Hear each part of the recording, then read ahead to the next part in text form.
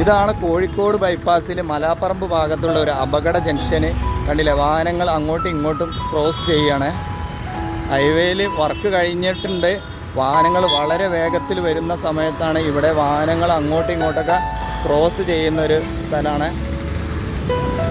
എപ്പോഴും അപകടങ്ങൾ സംഭവിക്കാൻ സാധ്യതയുള്ള ഒരു സ്ഥലം കൂടെയാണ്. എന്തുകൊണ്ടാണ് ഇങ്ങനെ ഈ ഭാഗം ഇങ്ങനെ തുറന്നു കൊടുത്തുകൊണ്ട് അറിയില്ല. കാണാം, നമുക്ക് വാഹനങ്ങൾ അങ്ങോട്ടും ഇങ്ങോട്ടൊക്കെ ക്രോസ് ചെയ്യുന്ന കാണാം. നമുക്ക് മെഡിക്കൽ കോളേജ് ഭാഗങ്ങളിലേക്കൊക്കെ പോകുന്നൊരു റോഡും ഇതിൻ്റെ തൊട്ട് മുന്നിൽ കാണാം. അപ്പോൾ ഇവിടെ വാഹനങ്ങൾ വളരെ വേഗത്തിൽ ഹൈവേയിലൂടെ കടന്നു വരുന്ന വാഹനങ്ങളുടെ മുന്നിലൂടെയാണ് ഇവിടെ വാഹനങ്ങൾ ക്രോസ് ചെയ്യുന്നത്. ഹലോ ഫ്രണ്ട്സ്, പുതിയൊരു വീഡിയോയിലേക്ക് സ്വാഗതം. ഫ്രണ്ട്സ്, ഇന്ന് ഞാൻ വന്നിട്ടുള്ളത് കോഴിക്കോട് മലാപ്പറമ്പ് ഭാഗത്താണ്. മലാപ്പറമ്പ് ഭാഗത്ത് സർവീസ് റോഡിന്റെ ഭാഗത്തുള്ള വർക്കുകളൊക്കെ വീണ്ടും സ്റ്റാർട്ട് ചെയ്തിട്ടുണ്ട്. അതൊന്ന് നോക്കാം നമുക്ക്. ഭാഗങ്ങളിൽ ഇപ്പോഴും വാഹനങ്ങൾ അങ്ങോട്ടും ഇങ്ങോട്ടും കടക്കുന്ന ഒരു രീതിയിൽ തന്നെയാണ്. ഇവിടെ ക്രാഷ് ബാരിയർ വെച്ച് അടച്ചിട്ടില്ല. കുറച്ച് മുന്നേ ആ ഭാഗത്ത് അവിടെ ക്രാഷ് ബാരിയർ വെച്ച് അടച്ചിട്ടുണ്ട്. അവിടെ വലിയ വിവാദമൊക്കെ ഉണ്ടായിരുന്ന ഒരു ഭാഗമായിരുന്നു. അവിടെയൊക്കെ അടച്ചു കഴിഞ്ഞിട്ടുണ്ട്. ഇവിടുന്ന് നമുക്ക് മെഡിക്കൽ കോളേജ് ഭാഗങ്ങളിലേക്കൊക്കെ പോകുന്ന ഒരു റോഡിന്റെ ഭാഗം കൂടെയാണ് ഇവിടെ വാഹനങ്ങൾ കടക്കുന്ന. കണ്ടില്ലേ, ഹൈവേയിൽ ഇങ്ങനെ അങ്ങോട്ടും ഇങ്ങോട്ടും ക്രോസ് ചെയ്യുന്ന ഒരു സ്ഥലമായി മാറിയിട്ടുണ്ട്. ബസ് വരെ ഇതുവരെ കടന്നു വരുന്നുണ്ട്. മെഡിക്കൽ കോളേജ് ഭാഗത്തേക്ക് പോകുന്ന ബസ്സാണത്. അപ്പൊ ഇവിടെ എന്തുകൊണ്ട് അടക്കുന്നില്ല അറിയില്ല. അപ്പൊ താഴ്ഭാഗത്ത് കുറച്ച് അങ്ങോട്ട് പോയി കഴിഞ്ഞാല് അണ്ടർപാസ് ഉണ്ട്. വാഹനങ്ങളൊക്കെ ഇതുവഴിയാണ് കടന്നു പോകുന്നത്. അപകടങ്ങൾ വരാൻ സാധ്യത ഉണ്ട്. ഹൈവേന്റെ വർക്ക് കഴിഞ്ഞതുകൊണ്ട് കുറെ പേര് അറിയാതെ വളരെ സ്പീഡിലാണ് കടന്നു വരുന്നത്. ആ ഭാഗങ്ങളിലേക്കൊക്കെ പോകുന്ന വാഹനങ്ങൾ കാണാൻ നമുക്ക് വളരെ സ്പീഡിലാണ് വാഹനങ്ങൾ കടന്നു പോകുന്നത്.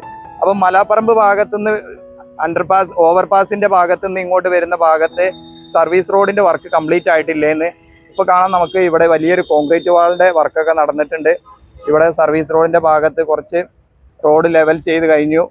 ഇവിടേക്ക് വരുമ്പോൾ ഈ ഭാഗത്തുനിന്ന് കുറേ ഭാഗത്തുനിന്ന് മണ്ണ് എടുത്ത് മാറ്റിയിട്ടുണ്ട്. ഇവിടെ എന്താ ഇനി ചെയ്യാൻ അറിയില്ല. ഇവിടെ ഒരു വലിയ പുതിയ കോൺക്രീറ്റ് വാള് കൊടുത്തിട്ടുണ്ട്. ഇവിടെ ഡ്രെയിനേജിന്റെ വർക്കുകളൊക്കെ പുതുതായിട്ട് നടന്നിട്ടുണ്ട്. ഡ്രെയിനേജ് അവിടെ ക്രോസ് ആയിട്ടാണ് കാണുന്നത്. എന്തുകൊണ്ടാണ് അങ്ങനെ കൊടുത്തത് അറിയില്ല. ചില ഭാഗങ്ങളിൽ മണ്ണിടിച്ചിലൊക്കെ സംഭവിക്കുന്ന ഭാഗങ്ങളിൽ കുറച്ച് സെൻറ്റർ ഭാഗങ്ങളിലേക്ക് ഡ്രെയിനേജ് കൊടുക്കാറുണ്ട്. ഇവിടെ ഏതാ ഒരു ക്രോസ് ആയിട്ട് ഡ്രെയിനേജ് കാണുന്നുണ്ട്. അപ്പോൾ നമുക്ക് ആ ഭാഗത്താണ് മണ്ണിടിക്കുന്നത്. അങ്ങോട്ട് പോയി നോക്കാം. ആ ഭാഗത്ത് എന്താണ് ചെയ്യുന്നത് നോക്കാം. ഈ ഭാഗത്ത് റോഡിന്റെ ആ ഭാഗത്ത് സെൻറ്റർ ഭാഗത്തു നിന്ന് ഇങ്ങനെ വരുന്ന ഒരു ഡ്രെയിനേജ് ഇതിന് ഉള്ളിലേക്ക് കടത്തി വിടുന്ന വേണ്ടിയിട്ടാണ് ഇവിടെ ഇങ്ങനെ ഒരു ക്രോസ് ആയിട്ട് കോൺക്രീറ്റ് ചെയ്തിട്ടുണ്ട്. ഇത് എവിടെ നിന്നാണ്?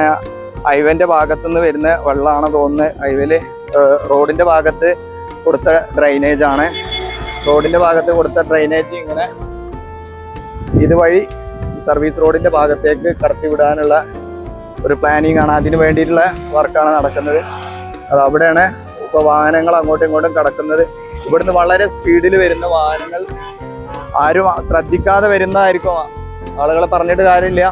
കണ്ടില്ല, ഇതുപോലെ സ്പീഡ് വരുന്ന സമയത്തായിരിക്കും ഇതുപോലെ ബസ്സും കാര്യങ്ങളൊക്കെ ക്രോസ് ചെയ്യുക. കണ്ട, ഇതാണ് ഇവിടുത്തെ. ഇപ്പോൾ ഒരു പോലീസിനെയൊക്കെ ഇവിടെ നിർത്തിയിട്ടുണ്ട്. അതുകൊണ്ടൊന്നും കാര്യമില്ല. അപകടം വരാൻ ഏറ്റവും നല്ലൊരു സ്ഥലമാണ്. ഇപ്പോൾ നമ്മൾ വടി കൊടുത്ത് അടി വാങ്ങാന്ന് പറയുന്ന പോലെയാണ് ഇത്. എന്തുകൊണ്ട് ഉദ്യോഗസ്ഥന്മാരൊക്കെ ഇങ്ങനെ ഒരു ഇത് വെച്ച് കൊടുത്തതാണ്? പെട്ടെന്ന് അപ്പുറത്തുള്ള അണ്ടർപാസിന്റെ വർക്ക് കംപ്ലീറ്റ് ആക്കിയതിന് ശേഷം വാഹനങ്ങൾ അതുവഴി കടത്തിവിടാനും നല്ലത്. എല്ലാ വാഹനങ്ങൾക്കും എല്ലാ ആളുകൾക്കൊന്നും അറിയില്ല ഇവിടെ ഇങ്ങനെ പെട്ടെന്ന് റോഡ് മുറിച്ച് കിടക്കുന്ന ആളുകൾ വണ്ടി ഉണ്ടാവുന്നു. അപ്പോൾ ആക്സിഡന്റുകൾ സംഭവിക്കാൻ സാധ്യതയുണ്ട്. അപ്പോൾ നമ്മൾ തന്നെ വരുത്തി വെച്ച വിനുണ്ടാക്കുന്നതിന് നല്ലത്. അത് വളരെ പെട്ടെന്ന് വർക്ക് കംപ്ലീറ്റ് ആക്കുന്നതായിരിക്കും നല്ലത്. ഇവിടെ കാണാൻ നമുക്ക് സർവീസ് റോഡിന്റെ ഭാഗത്ത് വലിയ കോൺക്രീറ്റ് വാൾ വന്നിട്ടുണ്ട്. ഇതാണ് ക്രാഷ് ബാരിയർ. ഇവിടെ ഈ റോഡ് സർവീസ് റോഡും ഈ മെയിൻ ഹൈവേയും കൂടി വേർതിരിക്കുന്ന വേണ്ടിയുള്ള ഒരു ക്രാഷ് ബാരിയർ. അത് കുറച്ചും കൂടെ സാധാ ക്രാഷ് ബാരിയർ കൊടുക്കുന്ന പോലെയല്ല, കുറച്ച് വലുതാണ് കൊടുത്തിട്ടുള്ളത്. നല്ല കട്ടിയിൽ കൊടുത്തിട്ടുണ്ട്. കാണാം, കണ്ടില്ലേ? ഇത് കുറച്ച് കനത്തിൽ കൂടുതൽ കാണുന്നുണ്ട്. ഇവിടുന്ന് അങ്ങോട്ട് സാധാ ക്രാഷ് ബാരിയർ ഇവിടെ കാണാം നമുക്ക്. അതിൽ നിന്ന് കുറച്ച് വലിയ രീതിയിലുള്ള ഇവിടെ ചെയ്തിട്ടുണ്ട്. മണ്ണ് പൊട്ടി വീഴാൻ സാധ്യതയുള്ള ഒരു സ്ഥലം കൂടെയാണ്. ഇവിടെ JCB ഉണ്ട്, മണ്ണെടുത്ത് മാറ്റുന്നുണ്ട്. മണ്ണ് ലെവൽ ചെയ്ത് കൊണ്ടുവരുന്നുണ്ട്. അങ്ങനെയുള്ള വർക്കുകൾ കാണാം. ആ ഭാഗത്തു നിന്നൊക്കെ നല്ല രീതിയിൽ മണ്ണ് എടുത്ത് മാറ്റി കഴിഞ്ഞു. ഒരുപക്ഷെ ഈ ഭാഗത്തെ സർവീസ് റോഡിന്റെ വർക്ക് കഴിഞ്ഞാൽ മാത്രമാകും ഇപ്പം നമ്മൾ കണ്ട ഈ ബ്ലോക്ക് ഒഴിവാക്കാനും ആ ഭാഗത്തേക്കൊക്കെ പോകാനുള്ള വാഹനങ്ങൾ കടന്നു പോകാൻ വേണ്ടിയും കൂടെ ആയിരിക്കാം ഇവിടെ ഇപ്പോൾ വേഗത്തിലാക്കിയിട്ടുണ്ട് വർക്കുകൾ. അപ്പോൾ നമുക്ക് കാണാം ഈ ഭാഗത്തു നിന്ന് ഇങ്ങനെ മണ്ണ് എടുത്ത് കൊണ്ടുപോവുകയാണ്. ക്രാഷ് ബാരിയർ നേരത്തെ തന്നെ അവിടെ ഫിക്സ്ഡ് ആക്കി വെച്ചതുണ്ട്. അതിൻ്റെ മുകളിൽ ഇനി കോൺക്രീറ്റ് ചെയ്യാനൊക്കെ ഉണ്ട്. അങ്ങനെയുള്ള വർക്കുകളൊക്കെ ചെയ്യാനുണ്ട്. ഇതുപോലൊരു പ്രശ്നത്തിലായിരുന്നു നമ്മുടെ മലപ്പുറം ഭാഗത്ത് വട്ടപ്പാറ ഭാഗത്തും സർവീസ് റോഡിൻ്റെ ഭാഗത്തേക്ക് എത്തുന്ന സമയത്ത് മണ്ണിടിച്ചിൽ സാധ്യത ഉള്ളത് കൊണ്ട് ആ ഭാഗത്ത് സർവീസ് റോഡ് നിർത്തിവെച്ചതാണ്. അതുകൊണ്ട് കുറേ ആളുകൾക്ക് ഇപ്പോൾ ബുദ്ധിമുട്ടാണ് വളാഞ്ചേരി ഭാഗങ്ങളിലേക്കൊക്കെ കടന്നു പോകാൻ. ഇപ്പം ഇവിടെയും ഒരുപക്ഷെ എനിക്ക് തോന്നുന്നത് മെഡിക്കൽ കോളേജിലേക്ക് ഭാഗത്തേക്കൊക്കെ പോകുന്ന വാഹനങ്ങൾക്ക് കടന്നു പോകാൻ കുറച്ച് പ്രയാസമായിരിക്കും. അതുകൊണ്ടായിരിക്കാം.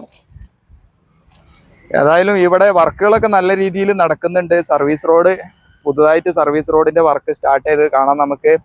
ഇനി ഈ ഭാഗത്തുള്ള ക്രാഷ് ബാരിയറുകളൊക്കെ ഒന്ന് ശരിപ്പെടുത്തി എടുക്കാനുണ്ട്. കുറച്ച് ഭാഗത്തു നിന്നൊക്കെ ഇനി മണ്ണുകൾ എടുത്ത് മാറ്റാനുണ്ട്. കാണാം ഈ ഭാഗത്തു നിന്നൊക്കെ മണ്ണുകൾ എടുത്ത് മാറ്റുന്നുണ്ട്. അപ്പോൾ അവിടെ നല്ല രീതിയിൽ വർക്കുകൾ നടക്കുന്നുണ്ട്. ഇവിടെ നിന്ന് ഇങ്ങനെ ഇനി കാണുന്നില്ല, കുറച്ച് ഭാഗത്തൊക്കെ നിങ്ങൾക്ക് കാണിക്കാൻ പറ്റുള്ളൂ. അപ്പം ഞാനിങ്ങനെ നടന്നു പോയിട്ട് എടുത്തതാണ്.